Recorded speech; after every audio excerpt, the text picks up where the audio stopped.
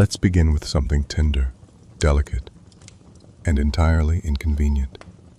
The medieval love letter. You might think midnight texting and heart emojis are the height of romance.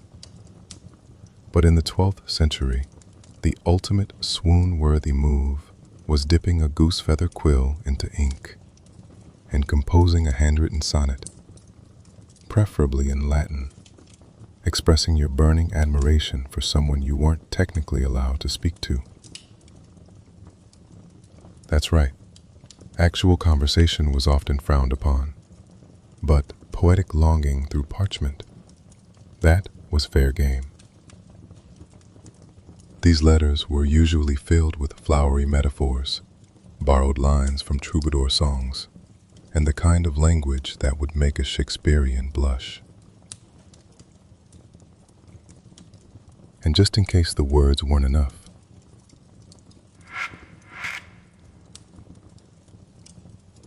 you might tuck in a little keepsake, a sprig of rosemary, or a tiny ribbon scented with rose water. Swoon Central. But here's the catch. Medieval mail delivery wasn't exactly private. Most noble households were crawling with servants, nosy siblings, and the occasional rival with very good ears. See Procrest and Neil watching no sweared. So if you were passing a letter to your beloved, you often had to bribe a maid, wink at a page boy, or stuff it in the lining of a prayer book and pray, literally, that it reached the right hands. Oh, and sealing wax? That little red blob was serious business. Your family crest told the reader who you were. And if you dared to open someone else's letter, let's just say you'd be facing more than just a passive-aggressive glare. And now, if you were extra secretive or extra dramatic, you might even lock your love notes inside a miniature chest or wooden box, carried with you at all times, like a medieval version of a locked iPhone, only heavier and more likely to give you splinters. There's a story, half legend, half probable truth, about a young nobleman who tried to impress a lady by composing a love letter so long it required 2 scrolls. He tied them with silk, sprinkled them with lavender, and delivered them via a falcon. The bird promptly got distracted by a roast chicken and dropped them into a moat. Romance meet reality. Still, for all its complexity and chaos, the medieval love letter held something modern messages rarely do: the luxury of patience. It could take weeks, months even, for a reply to come. But in that time, hearts pined, tension grew, and every line written felt like a sacred act of devotion. So, tonight, as you drift off, imagine that someone, somewhere, is putting ink to parchment, writing out their heart in poetry just for you, and no one's going to intercept it, unless, of course, the cat knocks over the candle.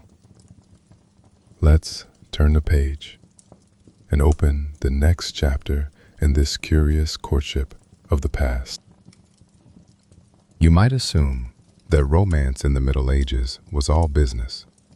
Dowries, alliances, marriage contracts sealed with wax. But for the nobility, love was also a game, a highly dramatic, heavily stylized game, with more rules than a royal jousting match. It all began in the courts of southern France around the 12th century, where poets, nobles, and ladies invented a chivalric fantasy world where love was forbidden, unattainable, and the best kind of painful. According to this code, true love had to be secret, noble, and almost always unrequited. In fact, the more tortured the longing, the more romantic it was considered. If your heart didn't ache at least 5 times a day, were you even in love? Some manuals even outlined rules, actual numbered rules, for proper courtly love. Rule number 7, he who is not jealous cannot love. Rule number 13, when made public, love rarely endures. And my personal favorite, marriage is no excuse for not loving. Cheeky, right? There's one story, possibly exaggerated, possibly not, of a knight who fell in love with the lady of the court. To prove his devotion, he composed a 700-line poem, then proceeded to eat it page by page, hoping the love would sink in. She married someone else. Still, A for effort. Now, you might wonder, did regular people follow this code? Not exactly. Courtly love was more of a literary performance than a social norm.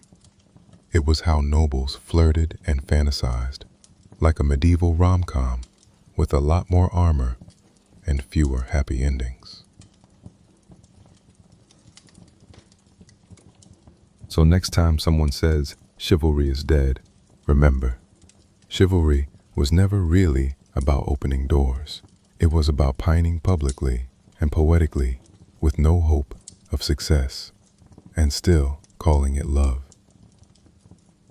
Let's shift our gaze to something even more subtle. The secret signals of medieval flirtation. Yes, gloves, ribbons, and the great handkerchief mystery coming next. Let's take a breath and enter the quiet world of medieval flirtation, where love didn't shout, it whispered. You see, before dating apps, winking emojis, or even open conversation, romantic interest had to travel undercover, and in the Middle Ages, accessories did the talking. Let's start with the mighty handkerchief. This little square of embroidered fabric, often perfumed, was the ultimate flirtation device. If a lady dropped it near a knight, that was no accident. It meant, you have my favor. And if he picked it up and kept it tucked in his armor during a tournament, well, that was basically a public declaration of heartthrobbery. Of course, these gestures had layers. A handkerchief placed in the lap meant openness, tied to a belt reserved affection, dropped in a garden path. Oh, honey, that meant meet me later. Then there were gloves. Giving someone your glove, just one, mind you, was loaded with meaning. It could be a pledge of admiration or a low-key way of saying, I noticed you jousting and I approve. Ribbons, locks of hair, and garters were also passed like love notes if you were bold enough to risk gossip. But in a world where marriages were arranged and reputations guarded like treasure, these subtle exchanges were sometimes the only way to be seen, or rather, felt. There's even a story of a noblewoman who sent her admirer a token stitched into the hem of a prayer cloth, so hidden he didn't find it for 3 weeks. By the time he did, she was already betrothed. Timing really is everything. But these weren't just courtly rituals. In villages and towns, lovers would pass dried flowers, carved trinkets, or knotted thread bracelets. Simple things, handmade, easy to hide, impossible to forget. It all meant something. So tonight, as your eyes get heavier, imagine being in a world where one glance, one drop ribbon, one borrowed glove might be the only message your heart could send, and yet somehow it reached its mark. In our next chapter, we'll look at what happened when love wasn't just symbolic, but strategic. When parents picked your match at birth and love had to fit inside a ledger. Rest easy, we're just getting to the juicy parts. Now, let's talk about the part of medieval dating that felt less like romance and more like real estate. because for many families, especially the wealthy ones, love wasn't something you stumbled into. It was something your parents negotiated, possibly over dinner, possibly before you could walk. Arranged marriages were less about passion and more about property. A good match meant merging land, sealing alliances, or strengthening bloodlines. Whether or not you liked each other, secondary. In fact, some matches were decided when the couple were still in the cradle. Your newborn and mine, perfect, let's shake on it. You had no say, of course. You were busy learning to blink. By your early teens, you'd be betrothed, which meant you were technically promised, just not yet married. You might meet your future spouse once a year under heavy supervision and talk about riveting topics like sheep taxes. Now, if you weren't noble, things could be a little more flexible. Peasants still had arranged marriages sometimes, but they often involved community input and, dare we say it, a bit of mutual attraction. Not much, but a bit. And here's the surprise. Some arranged marriages actually worked out. Over time, respect turned into affection, habit into comfort, and sometimes love quietly bloomed in the corners. Still, love was never guaranteed, but goats were negotiable. A dowry might include animals, linens, or silver, depending on how charming your in-laws were feeling that day. So tonight, as you rest, imagine what it meant to find connection in the quiet margins of an arranged life. Not every marriage began with butterflies, but many ended with peace, and that, in its own way, is a kind of happy ending. Let's dim the lights just a little more, because this chapter is all about secrets. And what could be more secret than falling in love when you've taken a vow not to?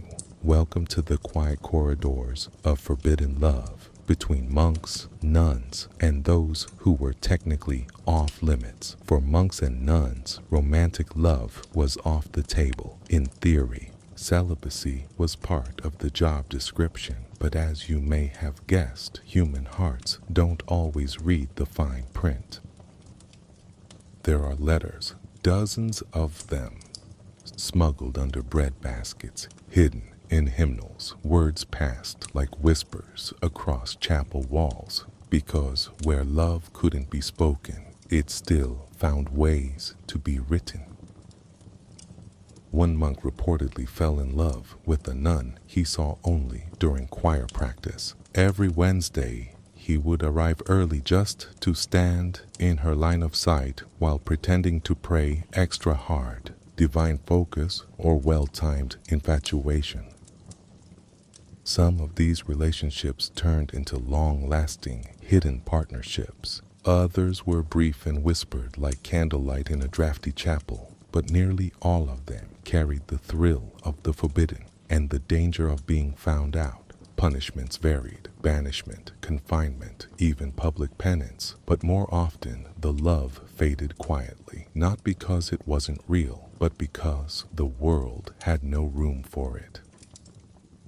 And yet, some carried those feelings with them for life. Quiet joys, never shared, private memories held in prayer, proof that love, even when unspoken, can still echo for decades. So as we settle in deeper, think of all the love stories that never made it into the official records. The ones too quiet, too complicated, too beautifully human. Because love, like water, finds cracks in even the thickest stone. It's time for a little spectacle. Because when it came to winning someone's heart in the Middle Ages, subtlety took a day off. Welcome to the tournament, where knights clashed not just for honor or glory, but for her favor. If a noble lady tied her ribbon to your lance, that meant she believed in you, or at least she liked your jawline. Jousts were the medieval version of showing off. Think of it as a slightly more violent dating app where profile photos were replaced with splintering wood and dramatic falls, and yes, the occasional concussion. But if you won the round and made it look poetic, hearts were moved.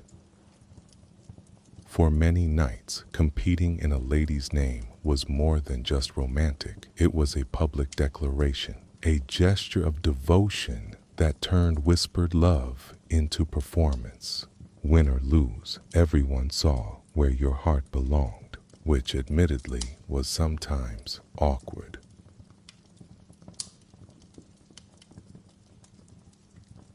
There were, of course, mishaps. One night rode into the lists so focused on impressing his beloved, he forgot to lower his visor and was promptly unseated by a tree. Not even another night, just a tree.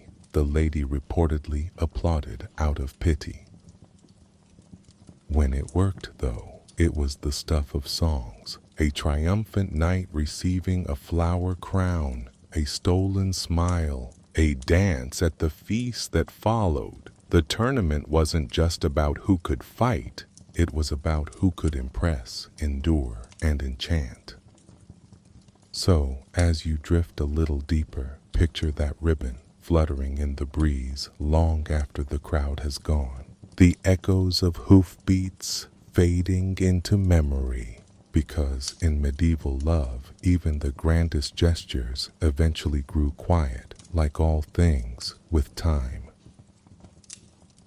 Let's leave behind the castles and armor for a bit, and take a moonlit walk through the village. Because while noble love was wrapped in rules and ribbons, peasant love, it was simpler, quieter, and honestly, more fun. Without dowries or dynasties to negotiate, many peasants had the luxury of letting affection grow the old-fashioned way, through proximity, patience, and a shared fondness for bread.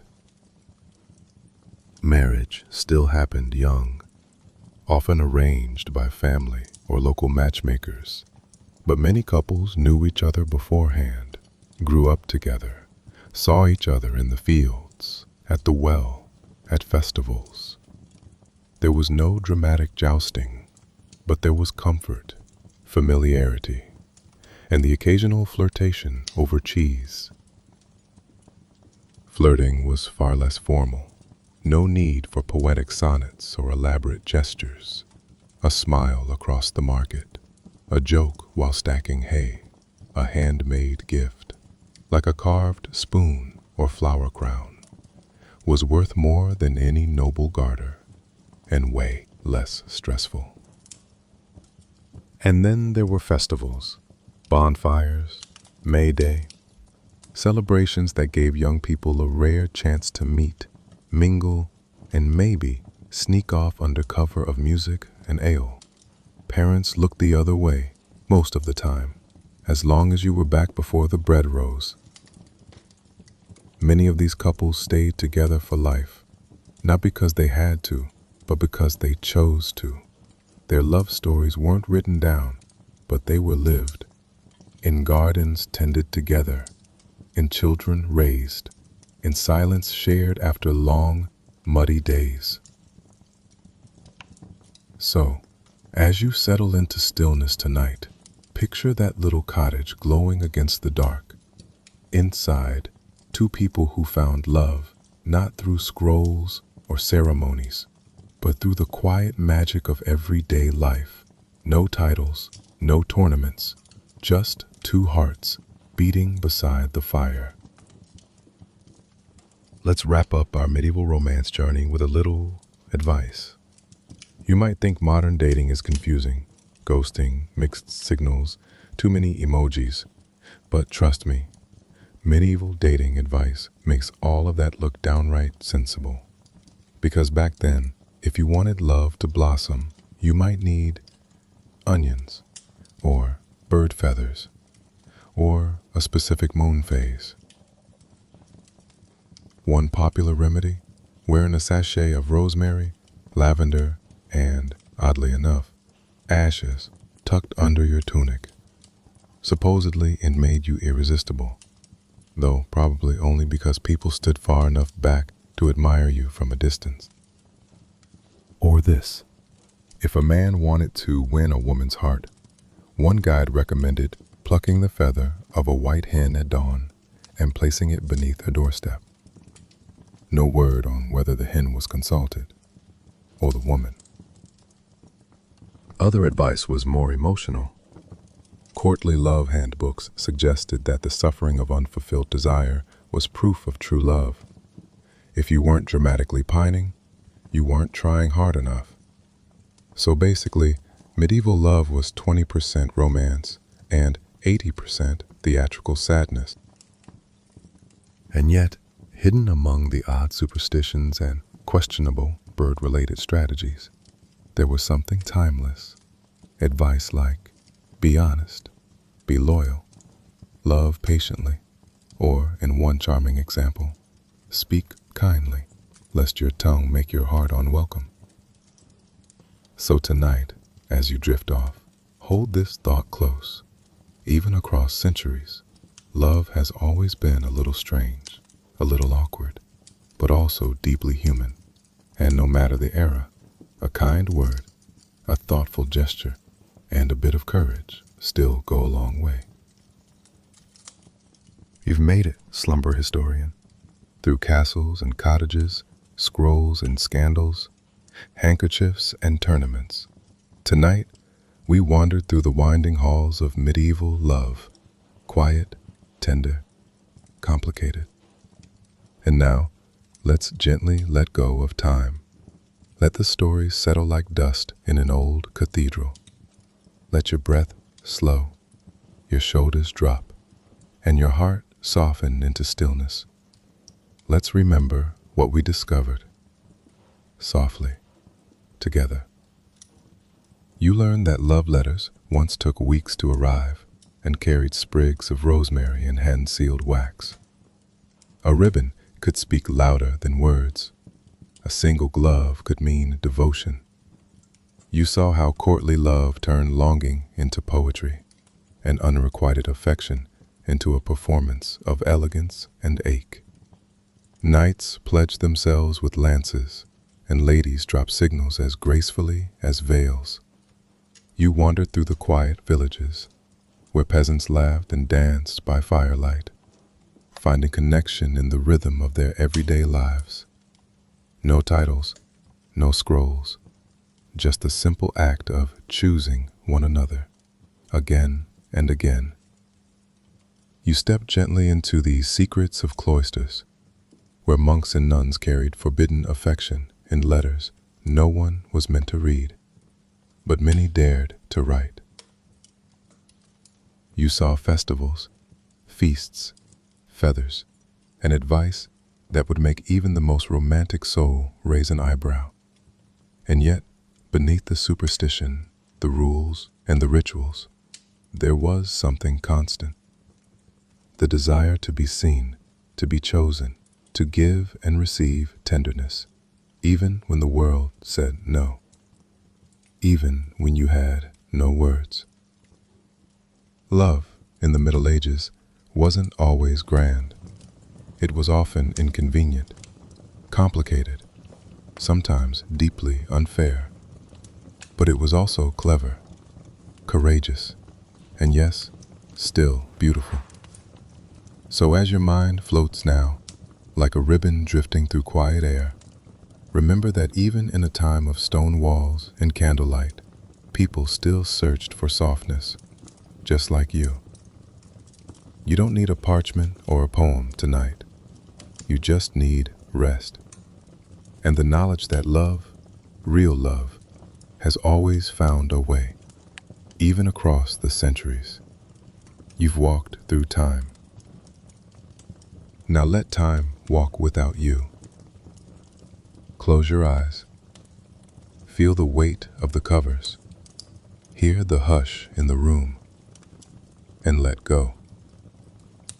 We'll leave the rest to the night.